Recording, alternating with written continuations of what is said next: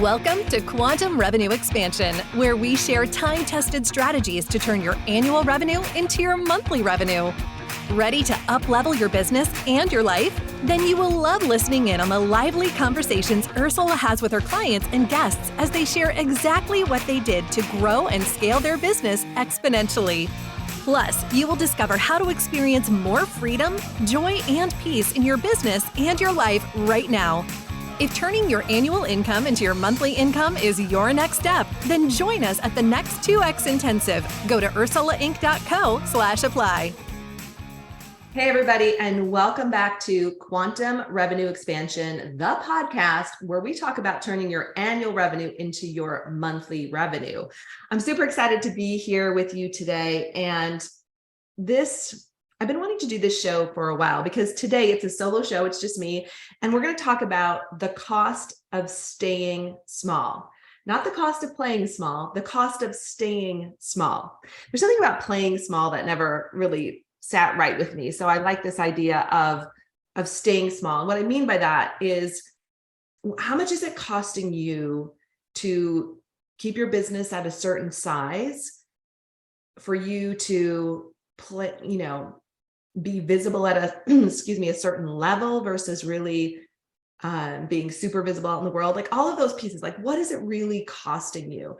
And this has come up in a lot of conversations lately with new clients, existing clients, as they look at 2xing their revenue and shaving 10 or more hours off their work week. It's like we keep coming back to, well, I'm not sure if I'm ready to hire. I'm not even sure what I don't know. I just know I can't grow right now, and just a lot of confusion. So my goal today is to dispel a lot of the confusion about playing small and staying small and what it really does to you and your business. A couple of things before we dive in, though. If you haven't yet, definitely go to our homepage, ursulainc.co, and on the homepage you'll find Quantum Revenue Expansion, the masterclass, which pairs really well with the podcast. So if you haven't gotten the masterclass yet, you definitely want to download that so you have it. And it's once you've done the masterclass, we really want to invite you to hang out with us at the 2X Intensive. And the 2X Intensive is our signature course that really does help you take a deep dive into your business to look at the 5 functions in your business, from sales, marketing, operations, fulfillment, team, leadership, finance. Some of those are grouped together to make 5. I know it sounds like more than 5, but to really take a deep dive into your business and understand where you're getting stopped. So if this conversation that we're going to have today is really speaking to you, I'm going to invite you to take a next step and go to ursulainc.co/apply. And you'll see that you fill out a little application. It's free. You send it to us and we'll set up a conversation with someone on our team to talk to you about how we can really support you on your growth. And if we're not a fit, we can refer you to a lot of people that might be a better fit, or we have other resources that could assist you as well. So if you feel the pull, definitely send in your application. We'd love to chat with you. All right. On that note, so again, today we're talking about the cost of staying small, what it's really costing you. And one of the conversations that we have with new clients is often about taking a next step in their business, making a next investment, whether it's in a team member, whether it's in getting coaching or consulting, or hiring that marketing team that you really want to hire, but you're like, oh, it's going to cost me X amount. And we get it. And what's underneath that often is hundreds of thousands of dollars in opportunity potentially lost. And I get it. Like, taking a risk in business can feel super scary at times. As CEOs, we often feel so alone in this journey, right? Like maybe we don't have someone we can really talk to about taking this risk. Maybe we aren't sure, what's on the other side of it for us. Like, there could be a multitude of reasons why we don't take that, leap. And so we stay small. And it can seem like there's a lot of benefits to staying small, right? The benefits might feel like, or the illusion is that in some ways it's easier. In some ways, maybe I don't have to manage people because I don't want to, and I think I'm not good at that. It can feel like it's not going to take more of my time. Like if I grow it, it's going to take a lot more of my time. So there's this illusion of all of these benefits of keeping the business small. And I use the word illusion because that's what it is. It's an illusion. It's not real. It's just the story that your mind keeps telling you, or your ego, which is trying to help you out. Your ego is telling you to keep you safe. And so that's what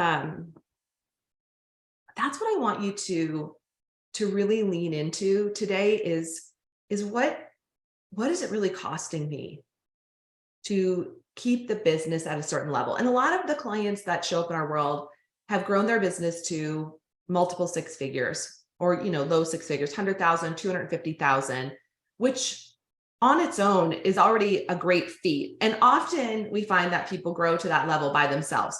However, I will say we have clients who have grown their businesses to $500,000 or 750,000 even by themselves without anybody else. And so you can imagine how much they're working, how hard they're working, but there's almost no way they can make it over the seven-figure mark at that level by themselves. Like they will burn out health-wise, financially, they can't make that next leap because they don't have support, right? And you're thinking, but it's going to cost more to grow. No, when you hire people, right? When you hire someone, there's a compound effect in the business. In fact, this is something that Rebecca Hall, our master coach, does with our clients to show them the compound effect of actually hiring. And often you get a 2 times return on that investment of hiring someone or bringing in a marketing company. Hopefully it's more than 2 times the return on that investment, right? And so there's this return that most people aren't even aware of, right? Like they're stuck. So we see it at so many levels. And even right now in this moment, right? There's probably somewhere you're holding yourself back. There's somewhere I'm holding myself back. We always are. And typically I can't see that. So I work with my coaches to see what my blind spots are, to see like, where am I keeping myself small? Where are we keeping the business small? Where am I refusing, or where am I in resistance to growing? And it comes up all the time. So again, like as I share this, I experience this on the regular. We are myself, our team, like we're constantly in this question of, how are we staying small and what is it costing us? And the other piece that really pulls at me personally, especially for women business owners, guys, this isn't you as much, but only 3% of women business owners make it over the 7-figure mark. And I believe it's a big part of what we're going to talk about today. So again, we know the benefits of staying small, we think are the illusion of safety, the illusion of not working all the time, the illusion of it's maybe easier, like lots of illusions, right? So let's look at, like really how we stay small, how we keep the business small, and what that is potentially costing you. And what I want you to pay attention to is this like, does this poke at you? Like if it's the one that annoys you the most, or if you kind of like kick back at me a little bit, that's probably the one that is asking for you to give it some attention, right? I always notice that, when something annoys me, it's probably like, okay, it's probably the thing I need some support on. All right. So if you haven't yet, take out a pen and paper, because I'm going to invite you to take some notes and really look at this for yourself, because it's not a coincidence you're listening to this right now. I don't believe in coincidence. I believe you've shown up for a reason. I believe that, you are playing small right now somewhere in your business, because we all are. I don't care what level you're at. You are still playing small and staying small at some level in your business. And this is your opportunity to just notice that, to notice it. All right. The way to frame this so it's most useful is to think about your, so to speak, your stretch goal. We call it a quantum revenue goal. What's your big goal for 2023? What's your big goal for this year, right? Not the one that you would settle for, not the one that's like, oh, it'd be great if I did this, not that one, but like the goal that you really want, that stretch goal, that's like really pulling at your your heartstrings, right? This is your heart's desire. This is what you really want. So I want you to think about that stretch goal right now, okay? And how long have you been thinking about that? How long have you wished you could have that goal? Why is that goal important to you, right? Like really think about that for a moment. And I like to say swim around in it for a moment, right? Swim around in it for a moment. And the question to ask yourself is, what will be different in your business and in your life when you achieve or exceed this revenue goal? What will be different? What will be better, right? In your business and your personal life? Because there's a reason that you want to do this. Like, it just didn't just drop into your brain. Like, there's a reason you want this. There's something on the other side of that you believe is there, right? And it could be not working all the time. It could be having more freedom, a feeling of freedom, a sense of freedom. It could be having enough money to buy or do whatever you want to do for yourself or your family. It could be working with a different tier of clients or customers. It could be offering different programs or packages or something like just this wider or bigger or grander than what you're offering right now. Or and sometimes too, it's about pulling back on certain things, like not doing certain things anymore, not working with certain clients. It really might be shrinking what you've been doing to have a greater impact. But there's something on the other side of that. And there's this pull because you know that at some level it's possible for you, and that the other side of this is waiting. Like there's gifts on the other side of this. As painful as it might feel, there are gifts on the other side of this. Okay. So the first way we stay small, and this one's super obvious, but it comes up in all of our conversations with new clients and existing clients, and I'm in this conversation all the time, and that is by not hiring, by not expanding our team. And let me also preface this by saying, I'm not talking about necessarily hiring W-2 employees. A lot of people think about hiring, they're like, oh, I can't afford W-2 employees, I gotta pay the taxes, I gotta do all this stuff. For some people and some businesses, that makes a lot of sense. For a lot of our clients, that doesn't make a lot of sense, especially given like kind of the world we live in today. There are so many virtual assistants available that are amazing. There are so many part-time people that are looking for part-time work. A lot of stay-at-home moms are looking for, stay-at-home dads are looking for part-time opportunities between the hours of say 10 and 2 so that they can drop their kids off and pick them up. There's so many people out there that would love to be part of your company and your team and not on necessarily a full-time basis. When we know this, right? When we know this, we know we need to hire. Why don't we, right? I can think of 2 clients who have gotten to almost 700,000 without having team members. I mean, this is 700,000 annual revenue, doing it all themselves. Like I personally, I could never do that. Like I would just, that's just not in me. It's too many hats. Like I have a little bit of ADD. I couldn't pull all of those details together and hold the company together by myself. So that I know I could never do that, but I also wouldn't want to anymore now that I know, right? Now that I know how powerful it is to have a great team. So as I think about them though, right? My concern is that some of you are listening, like you're on that path. Like maybe you've made it to your first 6 figures. Maybe you've made it to $250,000. Maybe you've made it to $500,000 and you're still doing all the things on your own. I just want to say to you, there's a cost. There is such a cost to the business because it can't grow or it's going to be tough to grow. There's a cost to your mental health. There's a cost to your energetic body, right? How you feel. There's a cost to your physical body. There's a cost to your family. There's a cost to your friends. Like it's so expensive to not hire, not only because of the cost to you personally, because that can equate to more doctor's visits, like just, health stuff that comes up down the line, mental health stuff, like the cost of that. There is a real physical dollars cost to that. And then there's an emotional toll. There's just so much.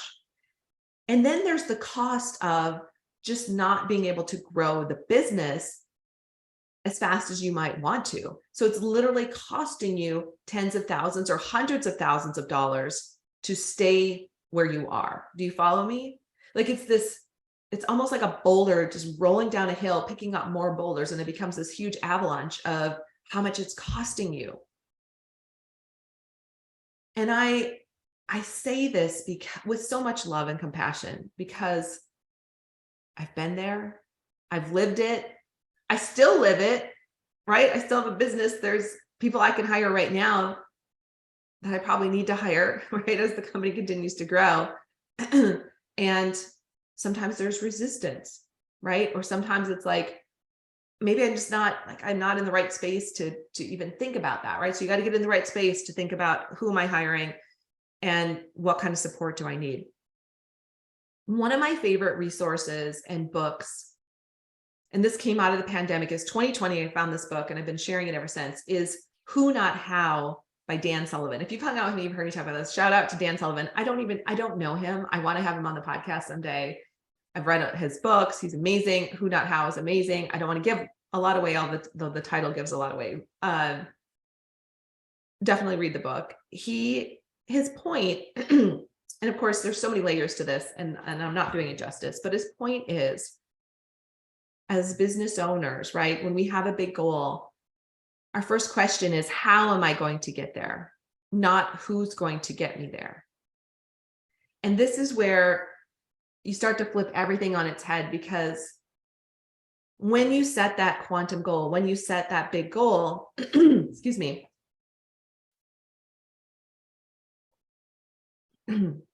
the moment you set that goal, the way to get there starts to unfold. The way to get there starts to show up around you. The next step or steps show up in front of you. And then it's like, am I willing to take that next step? Am I willing to go there? Right? And this is where we stop, because most of the time that next step could be hiring. It's going to cost us in some way. It's going to cost our time. It's going to cost us financially, right? There's a cost to it. And so we stop. And when it comes to hiring, this is a big one, right? And there have been times when we worked with clients for months and months and months and months, and their company, they're just, multi-six-figure companies doing it themselves, and just so stuck and afraid. And I get it about hiring. They're afraid of, that person not working out. They're afraid of, hiring someone, then the person's trying to do it and they're not doing a great job. So then they have to redo whatever they're doing, right? There's this fear of it's going to take me more time.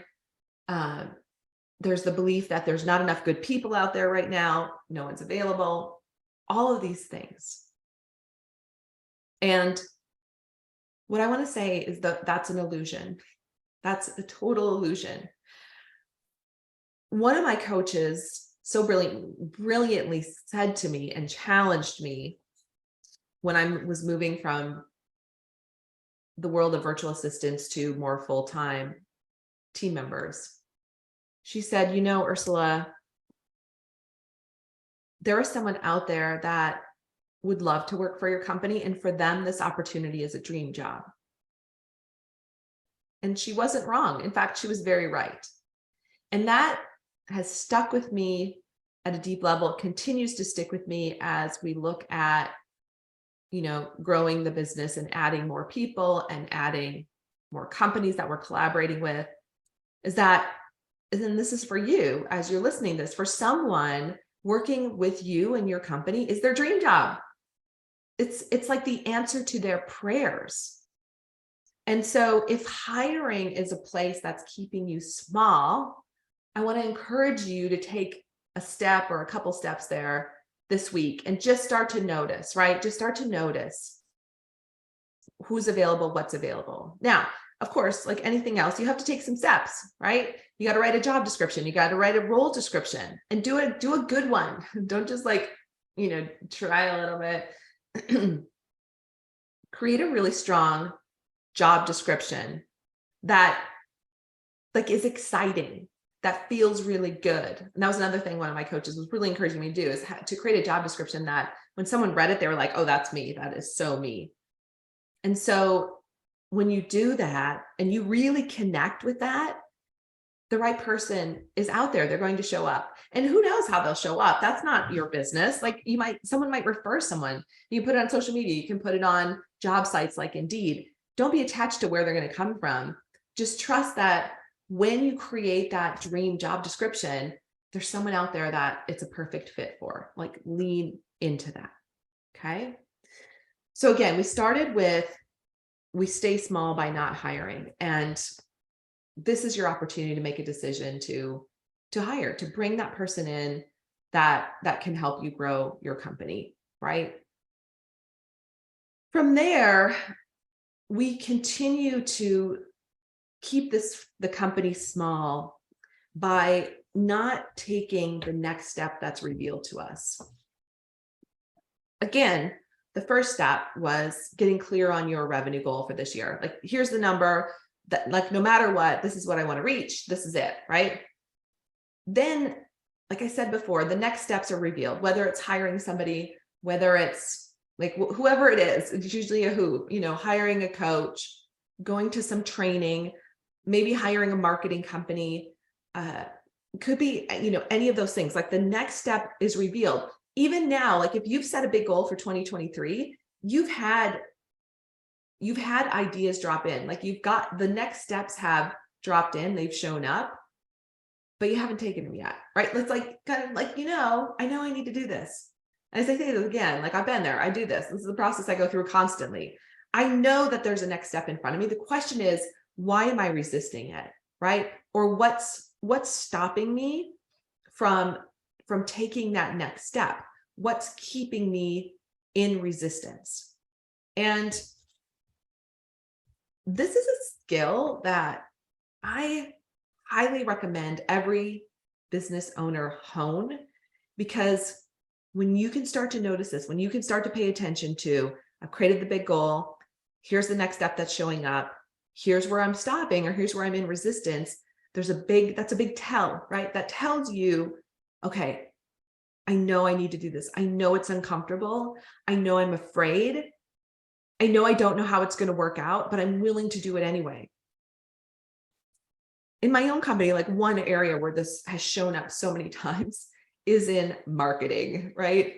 And marketing has changed. It changes all the time. Like, for me personally, I've had to learn so much about marketing. And now we have clients who come to us. And one client told me recently, she's like, the reason I hired you is because you're so good at marketing. And I thought, I'm good at marketing. Like, I feel like I've spent my whole career learning how to market. But what she was right about is I've invested now hundreds of thousands of dollars in learning how to market and hiring, marketing companies to help me, and hiring branding companies, and hiring, like, just, when I really did when I really looked at it and did an inventory of all the work I've done in marketing, she was right.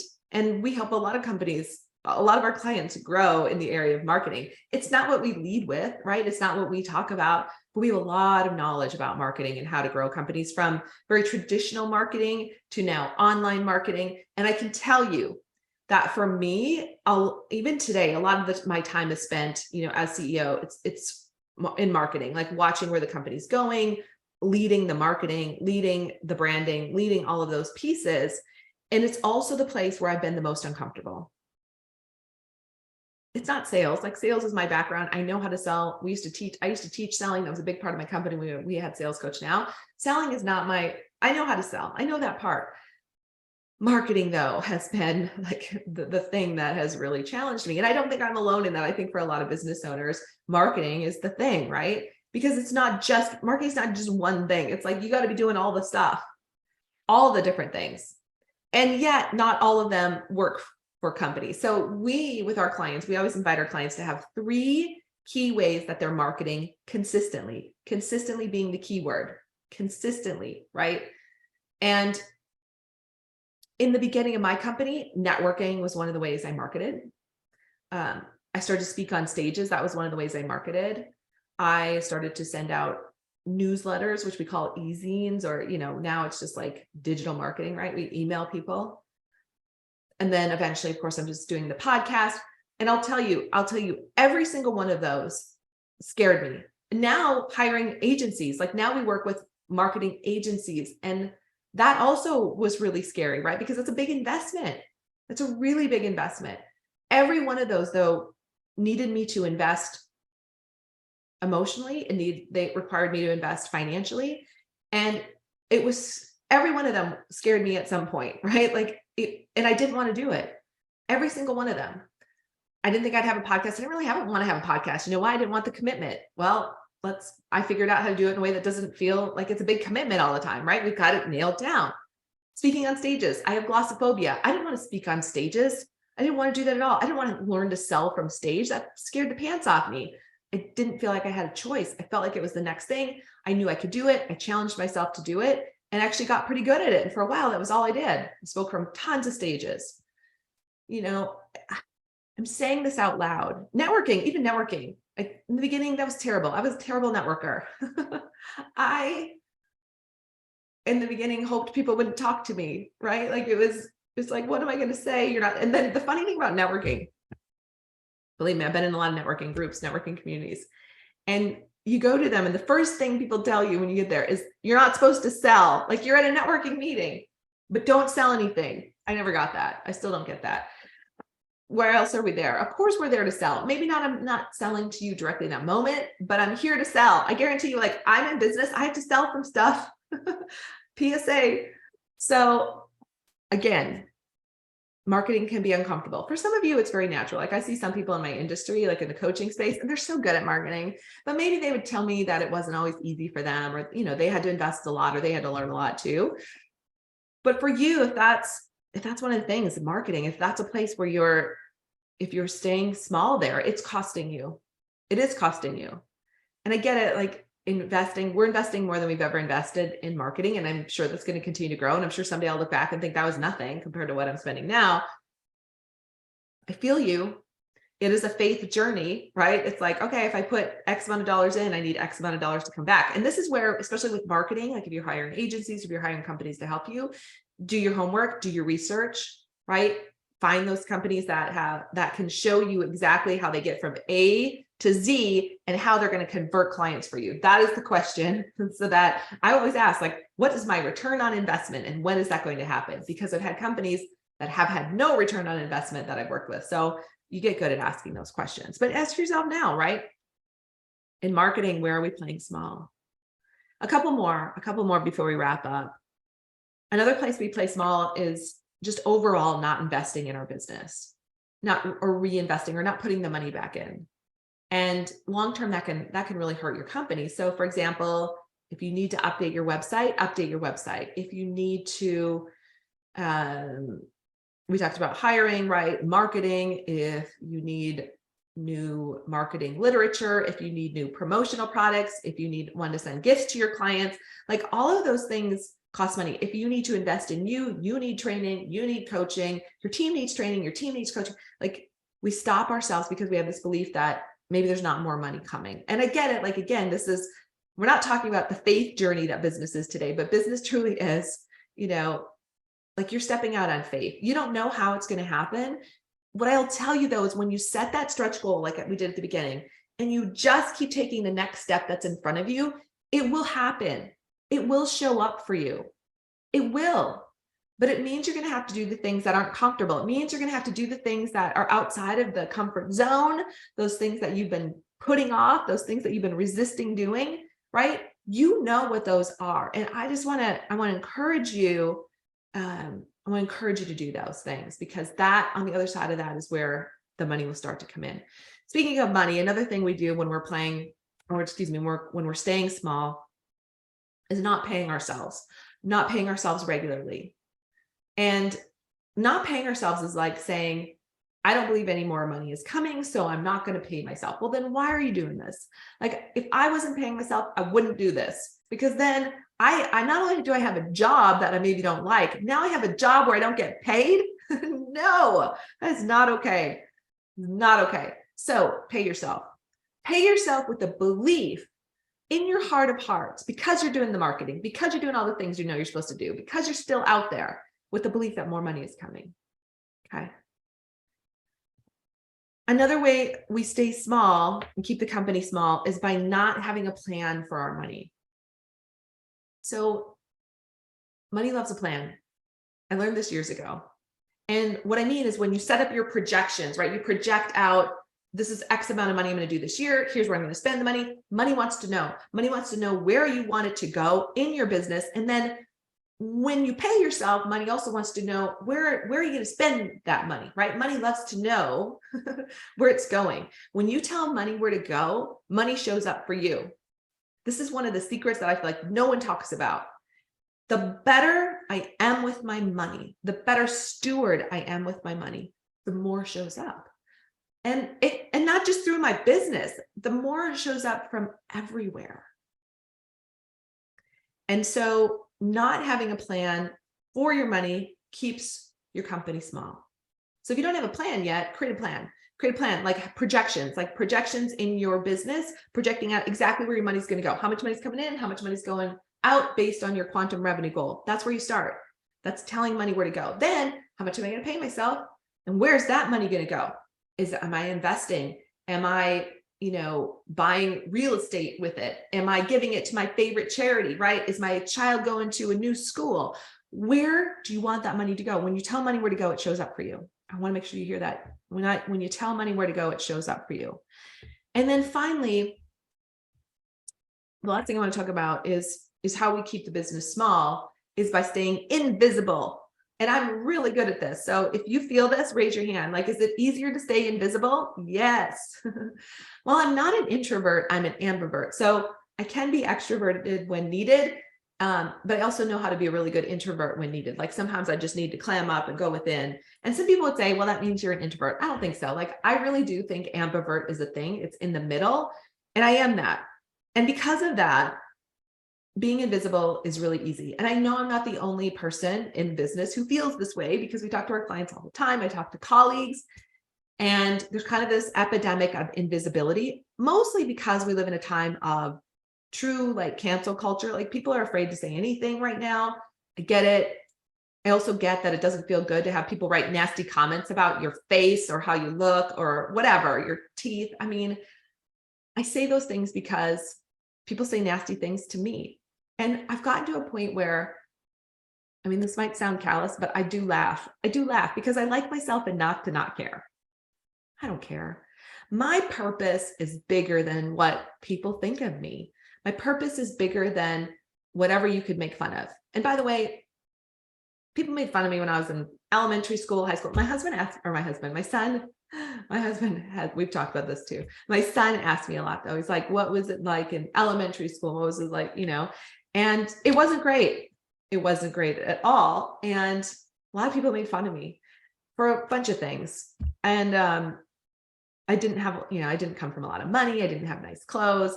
I didn't have nice hair. I didn't have a lot of things. I probably smelled like smoke. I lived in a house that was full of smoke. So I'm not saying this to feel sorry for me. I'm saying because some of you can relate, right? And I was actually a good student. People made fun of me about that too. Like, you couldn't win. What that gave me though was a backbone to be like, who cares? And this is for you because you're still listening and you're still hanging out with me. What if you just said, who cares what people think? What if your purpose is bigger than what people ever could think of you, positively, negatively? What if your desire to help your clients and customers with your products and services is just bigger than any of that? Because when you make your purpose, your vision, your mission bigger than your fear, you become unstoppable. So my last invitation is to become visible. Become as visible as you can, because you have a job to do. I know that people who hang out with us here and take the time to listen to the show, you are spiritual, you are motivated, you're committed, you're inspired, you're here to make a difference in the world. And being invisible does no one a favor, right? Does no favors for anyone. Being visible, being perfectly, imperfectly you, and being visible so that those who need you or those who need your product or service can find you is what people need more than anything in the world right now.